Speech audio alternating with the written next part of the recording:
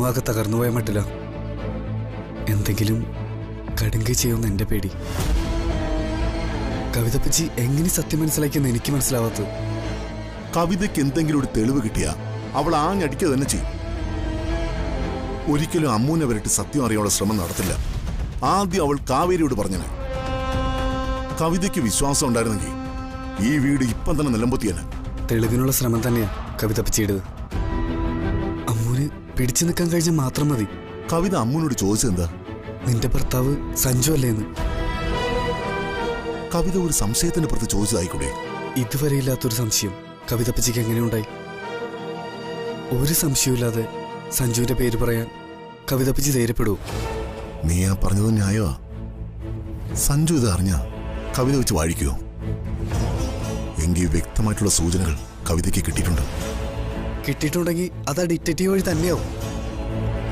എല്ലാം തകിടം മറിയാൻ പോവുകയാണല്ലോ രാജു. ദിനേശ് ഇപ്പൊ ടെൻഷൻ അടിക്കണ്ട. വാ, ഭക്ഷണം കഴിക്കാൻ വിളിക്കാനാണ് ഞാൻ വന്നത്. വാ.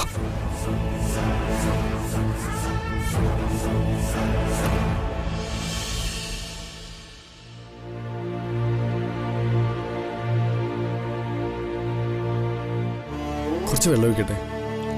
മതി. പ്രബേട്ടൻ താഴെ വന്നാണല്ലോ, പിന്നെ അങ്ങോട്ട് പോയി? ആരോടോ ഫോണിൽ സംസാരിക്കുക. പ്രഭ പുറത്തുള്ള പലരെയും കോണ്ടാക്ട് ചെയ്യുന്നുണ്ട്. ശ്രീകുട്ടിയുടെ ടെസ്റ്റ് റിപ്പോർട്ട് കണ്ടവരൊക്കെ പ്രതീക്ഷയ്ക്ക് വകയില്ലെന്നാണ് പറയുന്നത്.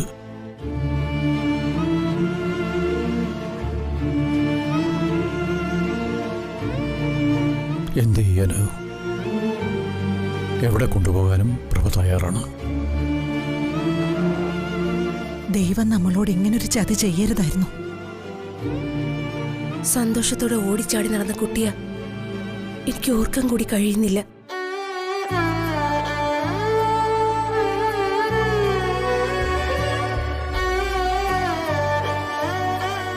കാഞ്ചന വരുന്നുണ്ട്. ഇനി അതേപ്പറ്റി സംസാരിക്കണ്ട.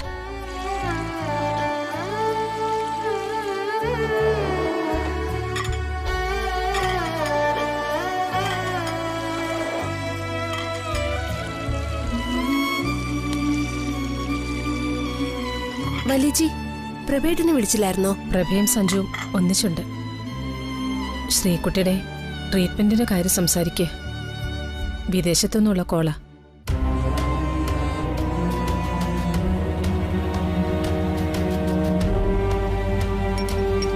ശ്രീകുട്ടി കഴിച്ചോ അമ്മു?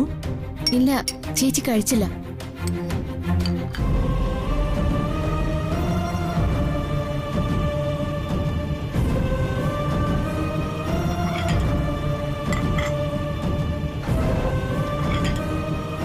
എന്തായി പ്രഭേ? എന്താവാനാച്ചാ? ഡോക്ടർ ചതുർവേദി പറഞ്ഞതാ അവരും പറയുന്നേ.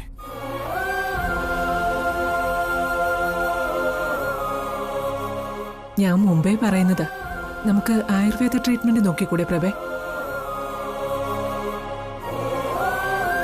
അലോപ്പതി കൈയൊഴിഞ്ഞു പലരും ആയുർവേദ ട്രീറ്റ്മെന്റിലൂടെ സുഖപ്പെട്ടിട്ടുണ്ട്. അതിനൊരു പ്രതീക്ഷ വേണ്ടേ ശ്രീദേവി? ശ്രീകുട്ടിയുടെ കാലുകളിലേക്ക് ബ്ലഡ് സർക്കുലേഷൻ തടസ്സമായിരിക്കുക. ഞാനും അങ്കുളും അതേപ്പറ്റി അമ്മയെ സംസാരിച്ച്. എനിക്കെപ്പോഴും ഇതൊന്നും ഉൾക്കൊള്ളാൻ കഴിയുന്നില്ല. ഒരു ദുസ്വപ്നമാണോ എന്നുള്ള തോന്നല. ഈ കുടുംബത്തിന് താങ്ങായി ദേവി ഉണ്ടാകുമെന്ന് വിശ്വസിച്ചു. നമ്മളെ കൈവിട്ട് കളയാൻ മാത്രം എന്ത് പാപമാണ് ഞാൻ ചെയ്തത്?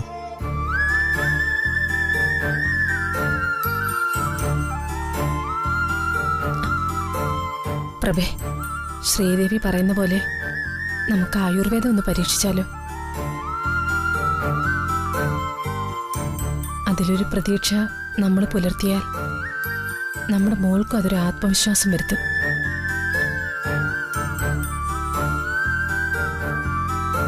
പറയുന്നതില് ക്ഷമിക്കണം. ഞങ്ങളുടെ നാട്ടില് സിദ്ധിമുത്തി എന്ന് പറഞ്ഞൊരു മുത്തശ്ശിയുണ്ട്. മുത്തിയെ കാണിച്ച ഗുണമുണ്ടാവുമെന്ന് എന്റെ മനസ്സ് പറയുന്നു.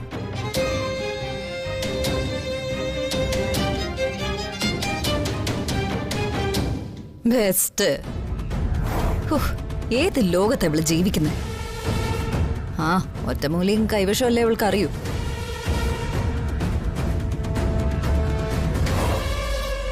അവളുടെ അറിവ് വെച്ച് പറഞ്ഞതിന് കവിത എന്തിനാ അമ്മൂനെ പരിഹസിക്കുന്നത്? അയ്യോ, അവളുടെ അറിവുകളെ പരിഹസിക്കാൻ ഞാൻ ആളല്ലേ. ഹോ,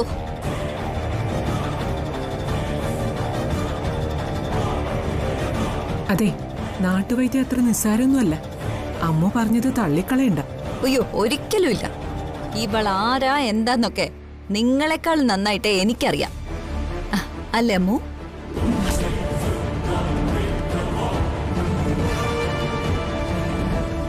ഇവളെ അറിയാത്തതേ നിങ്ങൾക്കാ. ശ്രീകുട്ടിക്ക് വേണ്ടി മരിക്കാനും അമ്മു തയ്യാറല്ലേ? ഇങ്ങനൊരു അനിയത്തിയെ ശ്രീകുട്ടിക്ക് എവിടെന്നോ കിട്ടിയതിൽ സഞ്ജുവും ആശ്വസിക്കണം. അപ്പച്ചി മുള്ളും മുനയും വെച്ച് പറയുന്ന പോലെ ഉണ്ടല്ലോ. അയ്യോ, എന്റെ സംസാരം സഞ്ജുവിനും മുള്ളുമുനയായി തോന്നിയാൽ ഞാൻ എന്ത് ചെയ്യാനാ?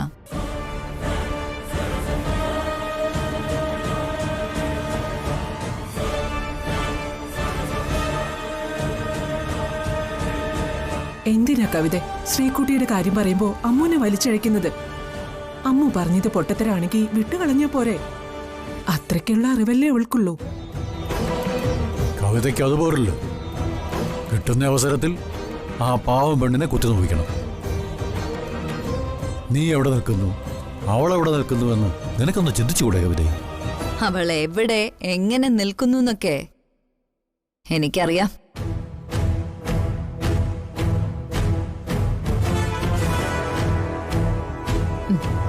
അത് ഞാൻ ഇതുപോലൊരു സദസ്സിൽ വെച്ച് വെളിപ്പെടുത്തി തരുന്നൊരു ദിവസം ഉണ്ടാകും. അതിന് അധിക ദിവസങ്ങളൊന്നും വേണ്ട.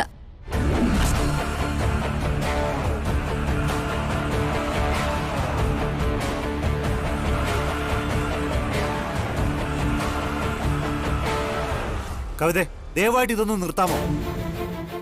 ശ്രീകുട്ടിയെ മറയാക്കി ഇവിടെ ആരും വ്യക്തിവൈരാഗ്യം തീർക്കണ്ട. എല്ലാരും ഉള്ള ഈ വീട്ടില് അവൾക്ക് കുറച്ച് സന്തോഷം കിട്ടിക്കോട്ടെ എന്ന് കരുതിയാ ഞാൻ അവളെ ഇങ്ങോട്ട് കൊണ്ടുവന്നത്. നിങ്ങൾക്കാർക്കും ഒരു നഷ്ടവും സംഭവിച്ചില്ലെന്ന് എനിക്കറിയാം.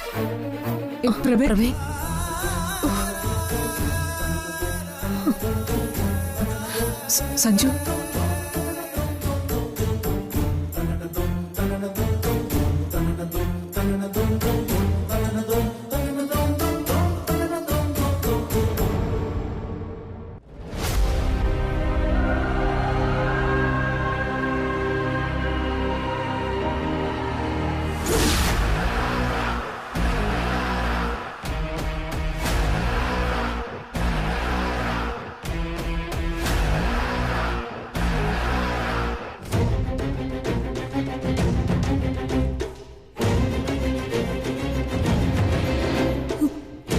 സഞ്ജുവിന് ഞാൻ അറിയാത്ത മറ്റൊരു മുഖം കൂടിയുണ്ടോ? സഞ്ജു നോ പറഞ്ഞിട്ടും സഞ്ജുന് എന്തുകൊണ്ടാ സഞ്ജുനെ വിടാതെ പിന്തുടരുന്നത്? ഒരു പെണ്ണ് ഒരു പുരുഷന്റെ പിന്നാലെ നിഴൽ പോലെ നടക്കണമെങ്കിൽ അവൾക്ക് പ്രതീക്ഷ നൽകുന്ന എന്തെങ്കിലും അയാളിൽ നിന്നുണ്ടാവില്ലേ? ഞാൻ മണ്ടിയായി പോവാണോ? സഞ്ജുവിന്റെ മനസ്സറിയാൻ മറ്റൊരു പെണ്ണിനെ സ്വീകരിക്കണമെന്ന് സത്യം ചെയ്യാൻ ആവശ്യപ്പെട്ടപ്പോ സഞ്ജു അതിന് തയ്യാറായി. സഞ്ജു പറഞ്ഞ വാക്കുകളിൽ ആത്മാർത്ഥത ഉണ്ടായിരുന്നെങ്കിൽ എഴുന്നേറ്റ് പോവല്ലേ അപ്പൊ ചെയ്യേണ്ടിയിരുന്നത്?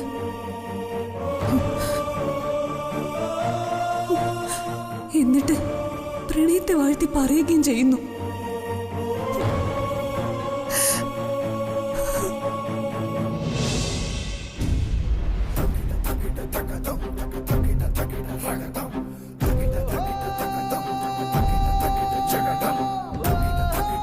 ചേച്ചി, കുറച്ചു നേരമായില്ലേ കട്ടിലിൽ ചാരിയിരിക്കാൻ തുടങ്ങിയിട്ട്? ഇനി ഭക്ഷണം കഴിച്ച് മെഡിസിൻ കഴിച്ചിട്ട് കിടന്നാ മതി. ഞാൻ എടുത്തു തരണോ അതോ ചേച്ചി കഴിക്കുന്നോ? എങ്കിൽ കൈ കഴുകാൻ വെള്ളം എടുക്കാം. എനിക്ക് വേണ്ട. അതെന്താ വേണ്ടെന്ന് പറയാൻ? വിശപ്പില്ല, അത് തന്നെ. വിശപ്പില്ലെന്ന് പറഞ്ഞ് കഴിക്കാതിരിക്കരുത്. മെഡിസിൻ കഴിക്കാനുള്ളതല്ലേ. കുറച്ചെങ്കിലും കഴിക്കുക ചേച്ചി, ഞാൻ വാരിത്തരാം. എനിക്ക് വിശപ്പില്ലെന്ന് പറഞ്ഞു കഴിഞ്ഞു. പിന്നെന്തിനു ശല്യം ചെയ്യുന്നേ? ചേച്ചിക്ക് എന്താ പറ്റിയത്? എനിക്ക് പറ്റിയത് എന്താണെന്ന് നിനക്ക് മനസ്സിലായില്ലേ? എന്റെ 2 കാലുകളും തളർന്നു പോയി. എല്ലാവർക്കും ഒരു ബാധ്യത. മരിക്കയില്ല, കട്ടിലൊഴിയയില്ലെന്ന് എല്ലാവർക്കും പറയാം. ചേച്ചി ഇങ്ങനെയൊന്നും സംസാരിക്കരുത്. ചേച്ചി ആരും അങ്ങനെ ഒരു കാലത്തും കരുതില്ല. ഒരാൾ ഒഴിഞ്ഞു കൊടുക്കുമ്പോഴല്ലേ മറ്റൊരാൾക്ക് അവിടെ കയറിക്കൂടാൻ പറ്റൂ. എല്ലാം കാപട്യങ്ങളായിരുന്നു എന്ന് തിരിച്ചറിയുന്നത് അപ്പോഴാ. ചേച്ചി കുറച്ചു മുമ്പ് വരെ ഇങ്ങനെയൊന്നും അല്ലായിരുന്നല്ലോ. ഒരാളെ എല്ലാ കാലത്തും വിഡ്ഢിയാക്കാൻ ആർക്കും കഴിഞ്ഞെന്ന് വരില്ല. ആർക്കും ഞാനൊരു ഭാരമാവണമെന്ന് ഞാൻ ആഗ്രഹിക്കുന്നുമില്ല. ഞാൻ കാരണം ഏറ്റവും കൂടുതൽ പ്രയാസം അനുഭവിക്കുന്നത് സഞ്ജുവാ. അത് മനസ്സിലാക്കി സഞ്ജുവിൽ നിന്ന് അകന്നു പോവാൻ ഞാൻ തയ്യാറായപ്പോ സ്വാതിയില്ലാതെ എനിക്കൊരു ജീവിതമില്ലെന്ന് സഞ്ജു പറഞ്ഞു.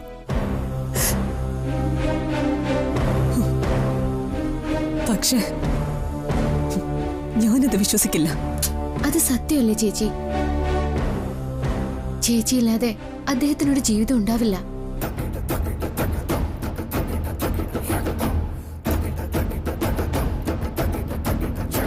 നിനക്കെങ്ങനെ സഞ്ജുവിന്റെ മനസ്സിലിരിപ്പ് പറയാനാവും?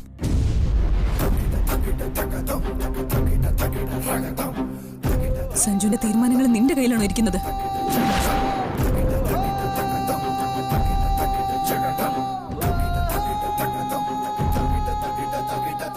നീ ഇതും കൊണ്ട് പോയേ. എനിക്ക് കുറച്ച് സമാധാനം വേണം.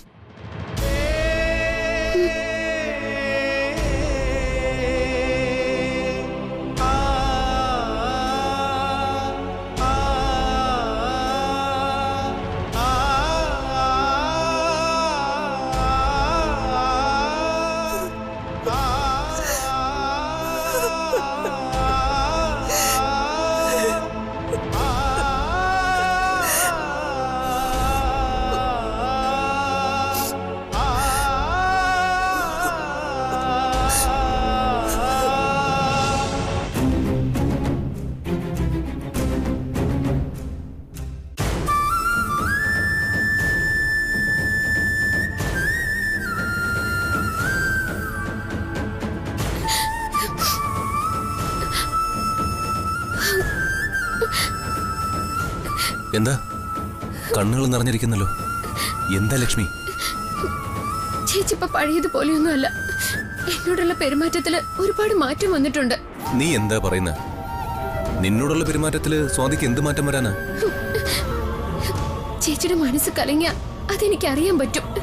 എന്നോട് ചേച്ചി മുമ്പ് ഒന്നുമില്ലാത്ത വിധം അകൽച്ച കാണിക്ക. ഞാൻ ഭക്ഷണം കൊണ്ടുപോയിട്ട് ചേച്ചി വിശപ്പില്ലെന്ന് പറഞ്ഞ് കഴിക്കാൻ കൂട്ടാക്കിയില്ല. എന്നോട് ചേച്ചി ഇങ്ങനെ പെരുമാറണമെങ്കിൽ എന്തോ ഉണ്ട്. ഇതൊക്കെ നിന്റെ തെറ്റിദ്ധാരണ ലക്ഷ്മി. അല്ല, നിങ്ങൾ അങ്ങനെ പറയരുത്. നിങ്ങൾ തമ്മിൽ എന്തെങ്കിലും സംസാരം ഉണ്ടായോ? അത് മടിക്കാതെ നീ പറ. എന്നോട് അവൾ അകൽച്ച കാണിച്ച് തുടങ്ങിയിട്ടുണ്ട്.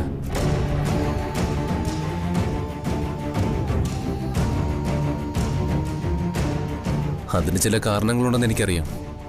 പക്ഷേ നിന്നോട് അങ്ങനെയൊന്നും ഉണ്ടാവേണ്ടതല്ല. ചേച്ചി എല്ലാവർക്കും ഒരു ഭാരമാവും എന്നൊക്കെയാ പറഞ്ഞത്. എല്ലാവർക്കോ? സഞ്ജുവിനൊരു ഭാരമാവാൻ തയ്യാറല്ല എന്നല്ലേ സ്വാതി പറഞ്ഞത്?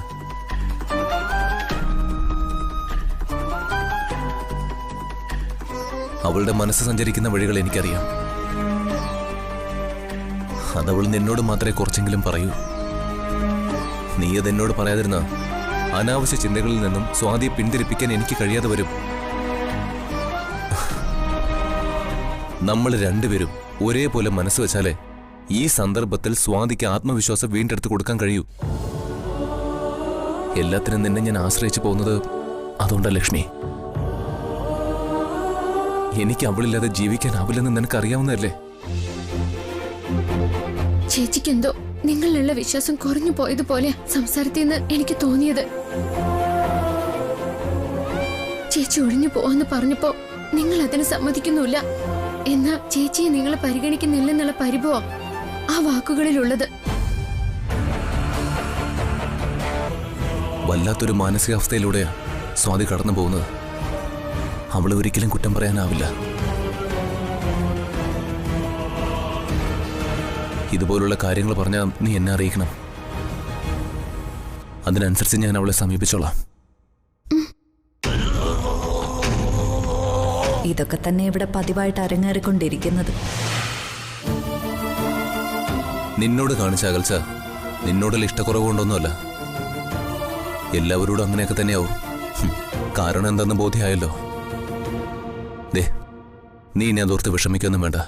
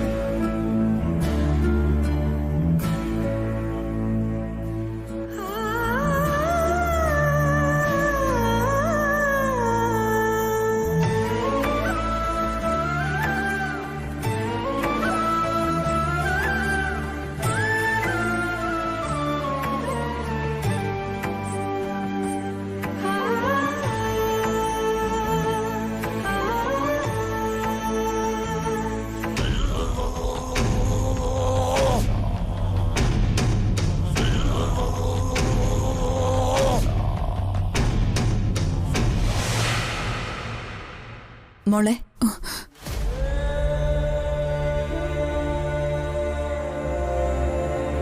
മോൾ അനുഭവിക്കുന്ന വേദനയൊക്കെ എനിക്കറിയാം. വേദനിച്ചിട്ട് എന്ത് കാര്യം ഇളമേ ഉള്ളത്? ജീവിതമാവുമ്പോ ആഗ്രഹിച്ചതെല്ലാം കിട്ടിയെന്ന് വരില്ല. കിട്ടിയത് കൊണ്ട് സന്തോഷിക്കുക.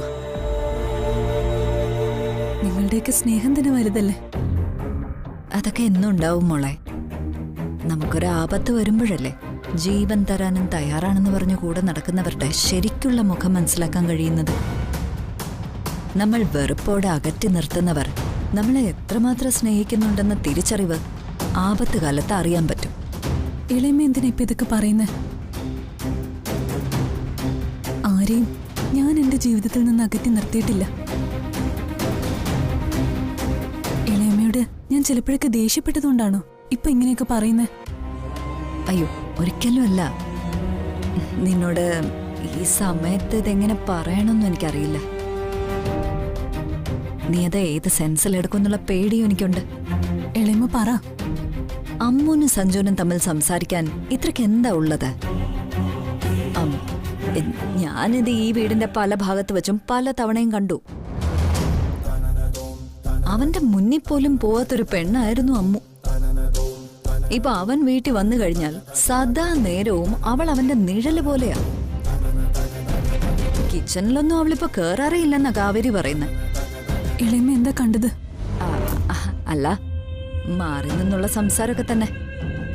അമ്മൂന് സഞ്ജുവിനോട് സംസാരിക്കാൻ ഞാൻ നോക്കിയിട്ട് ഒരു വിഷയവും കാണുന്നില്ല. നിന്നെ പറ്റിയാണെങ്കിൽ അവളെക്കാൾ കൂടുതൽ നന്നായി അവനറിയാലോ.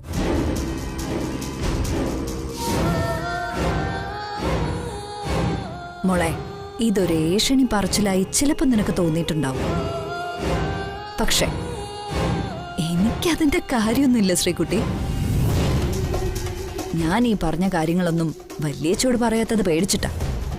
അമ്മയുടെ ഇളയമ്മ ഇങ്ങനെയൊന്നും പറയരുത്.